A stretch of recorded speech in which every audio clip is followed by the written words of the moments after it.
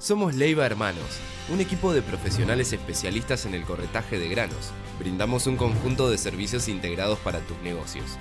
Poseemos nuestra propia operación logística y somos agentes de bolsa, por lo que te asesoramos sobre inversiones, financiamiento y seguros. Hace tu mejor negocio. Sumate a Leiva. ¿Qué tal? ¿Cómo les va?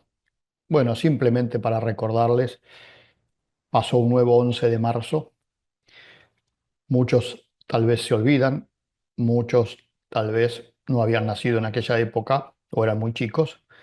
Hace 17 años nacía o se conocía públicamente la Resolución 125, que después de un par de meses y de un campo que se mostró unido. Cuando digo un campo unido, digo prácticamente toda la cadena, por diferentes razones que en algún momento seguramente se explicarán con detalle, y con parte de la sociedad avalando el reclamo del campo, terminó derrotada la pretensión del kirchnerismo de aquel momento en el Congreso de la Nación, en el Senado especialmente, en donde la mayoría de los senadores, con el desempate del entonces vicepresidente Cobos, rechazó la pretensión del gobierno de Cristina Fernández de Kirchner de imponer un incremento sustancial en los derechos de exportación que ya regían en aquel momento y que implicaba que prácticamente todo posible mejora en la rentabilidad de los productores fuera, digámoslo con la palabra como se utiliza ahora, robada por el gobierno. Pasaron 17 años de aquel momento y si uno mira, poco es lo que se ha mantenido de aquel entusiasmo que había por la unidad del campo. Y hagamos la autocrítica que hay que hacer. La mesa de enlace de aquel momento, por cuestiones de tiempo, ya no está más. Casi les diría la mesa de enlace no está más. La unión de las cuatro entidades casi no existe. Los dirigentes cambiaron, los productores cambiaron. Eh, Quién sabe quedó como aquello de la unión del campo argentino.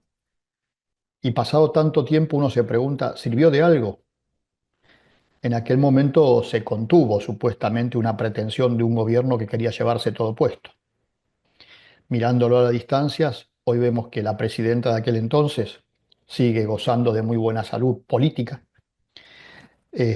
a punto tal que hoy se la presenta como supuestamente la líder de una oposición. Y dije supuestamente.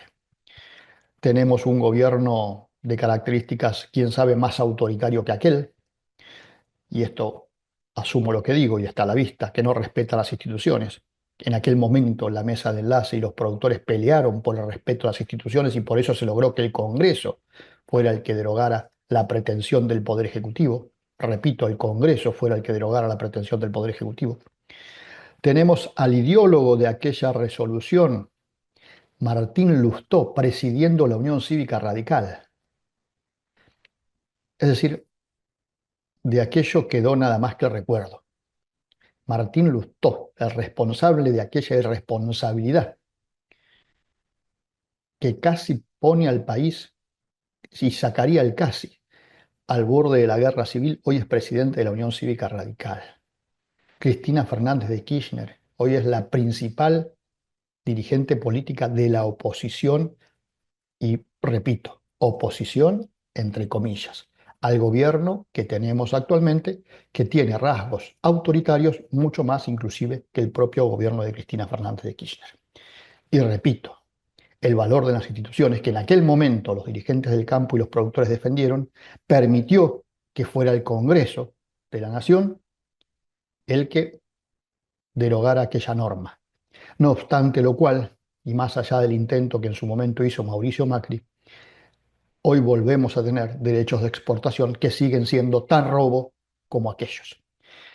Dicho esto, también hay que decir que pasó este 11 en el mercado, que fíjense las cosas de la vida, ¿no?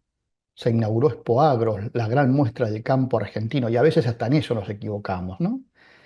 Es una forma de seguir confundiendo a la gente. La población ve eso y no entiende mucho de qué se queja el campo. Pero bueno, negocios son negocios, y eso también hay que decirlo. Y también corre por mi cuenta porque no es la primera vez que lo digo, así como cuestiono este tipo de eh, presentaciones grandilocuentes que se hacen de una realidad que no es la que viven la mayoría de los productores, como también pasa con la exposición rural de Palermo, que me lo habrán escuchado decir muchas veces. Pero bueno, es lo que hay. No hemos aprendido mucho, casi les diría no hemos aprendido nada como sector. Les decía que este 11 hubo actividad, se conoció el informe de Luzda, no trajo grandes novedades, y donde hay un dato que sigue preocupando es en qué pasa con las reservas en la Argentina. Como estamos mostrando a diario prácticamente, vamos a ver qué pasó primero con las declaraciones juradas de venta al exterior, que no se modificaron sustancialmente. Se declaró un poquito de trigo, 30.000 toneladas, un poquito de maíz, 50.000 toneladas. Es decir, no hubo un crecimiento significativo en este 11 de marzo de las declaraciones juradas de venta al exterior, aprovechando la rebaja temporaria de los derechos de exportación. Y cuando vamos a las compras o ventas de divisas del Banco Central, el Banco Central hoy compró 268 millones de dólares, pero las reservas están en 27.685, es decir, volvieron a caer. Esto quiere decir que el Banco Central sigue utilizando las reservas para controlar el tipo de cambio. Como hacemos habitualmente y como referencia, mostramos qué pasa desde el 24 de enero con la compra-venta de dólares del Banco Central. Y hoy compró 268 millones de dólares. Es el segundo día. El día más importante fue el 6 de febrero con 326. Hoy se pone en la segunda serie en la estadística histórica, desde el 24 de enero, repito. Y el acumulado total de compras es de 2.353 millones de dólares. Sin embargo, el 24 de enero las reservas estaban en 29.968 millones de dólares y hoy están en 27.685. Es decir, se perdieron algo así como 2.300 millones de dólares desde aquel momento hasta ahora. Exactamente lo que el Banco Central viene comprando. Se perdieron en las reservas. Vamos a ver rápidamente qué dijo el UCDA. No modificó sustancialmente los datos de producción mundial de soja, 421 millones de toneladas, con un consumo de 409 millones de toneladas. El dato más relevante, Argentina mantuvo la estimación en algo así como 49 millones de toneladas, Brasil la mantuvo en 169 millones de toneladas, el comercio mundial de soja 182 millones de toneladas, 109 millones de toneladas las importaciones de soja de China. Y los stocks mundiales quedarían en 121 millones de toneladas, 77 millones de toneladas tiene el mundo, 44 millones están aparte porque son los de China. La relación stock-consumo se redujo un poquito, se mantiene en el 30%, es el nivel más alto desde el 2018-2019. De todas maneras se achicó un poquito porque recuerden ustedes que en estimaciones previas estaba en casi en el 33%. En materia de precios, ahí pueden ver lo que muestra el USDA, los valores de referencia, los valores de exportación. Brasil con la soja más baratas del mundo y la Argentina que todavía está en niveles que incluso están por encima de los que tiene el propio Estados Unidos. Estamos hablando del poroto de soja. Cuando nos vamos a la harina de soja, que es la placa siguiente, ahí lo que tenemos es precisamente Brasil vendiendo más barato que ninguno, la Argentina en segundo lugar y arriba de todo está Estados Unidos. Veremos cómo sigue la historia. En el caso del maíz tampoco hubo grandes cambios, 1.239 millones de toneladas en la demanda, pero 1.214 el consumo, es decir, hay más demanda que consumo. Las cifras de Brasil y de la Argentina no se modificaron de acuerdo a los datos del USDA. 186 millones de toneladas el comercio mundial se achicó un poquito porque se prevé que China importe 2 millones de toneladas menos de las previsibles anteriormente. Antes hablaba de 11, ahora habla de 9. El USDA, esas importaciones menores de China caerían por el otro lado como contrapartida a las exportaciones de Brasil en 2 millones de toneladas menos. El stock mundial quedaría en 289, de las cuales 88 millones de toneladas tiene el mundo, el resto del mundo, y 201 están en China. La relación stock-consumo de maíz es más favorable que los últimos años, es la mejor, 23%, lo cual de alguna manera explica el comportamiento de los precios del maíz. De todas maneras, tanto el trigo como el maíz como la soja, este 11 de marzo cayeron en par de dólares, entre 1 y 2 dólares en el mercado de Chicago. Cuando vamos a los precios, ahí los tenemos en pantalla. La Argentina tiene valores por encima de Estados Unidos en este momento para el maíz. Brasil tiene por encima y en este momento Ucrania está con los valores más altos. De todas formas, hay que ver en las próximas semanas porque posiblemente los valores de Ucrania desciendan de manera significativa en la medida que se confirme la paz transitoria o el alto el fuego durante 30 días que aparentemente se está negociando. Finalmente, para hablar del trigo, allí sí prácticamente no hay cambios, ya está definida la cosecha. Los datos de luz muestran una producción de 797 para un consumo de 807, un comercio mundial de 208 millones de toneladas, ahí lo vemos en pantalla. Los stocks finales estarían al terminar el ciclo en 260 millones de toneladas, 131 tiene el mundo y 129 China, no es porque China esté afuera del mundo, sino me refiero al resto del mundo. La relación stock-consumo se reduce al 32%, si bien no es tan importante la reducción como en el caso del maíz, lo cierto es que también en trigo la relación stock-consumo es la más baja desde el 2018-19 y los precios, ahí los están viendo en pantalla, atención con que habrá que seguir de cerca qué pasa con los precios de Rusia y de Ucrania. En el mientras tanto, la Argentina está mejorando. El valor de todas maneras se le hace muy difícil a la Argentina, sobre todo cuando la demanda no es de Brasil. Y les insisto, con los precios de Rusia habrá que prestarle atención en base a lo que ocurra en los próximos días con esta supuesta tregua temporaria. Nos encontramos mañana. Hasta mañana.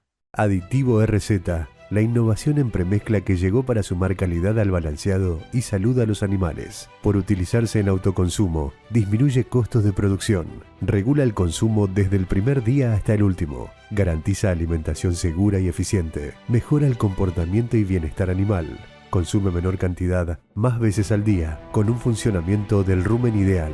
RZ, el aditivo que vino a sumar tecnología a la nutrición de rumiantes.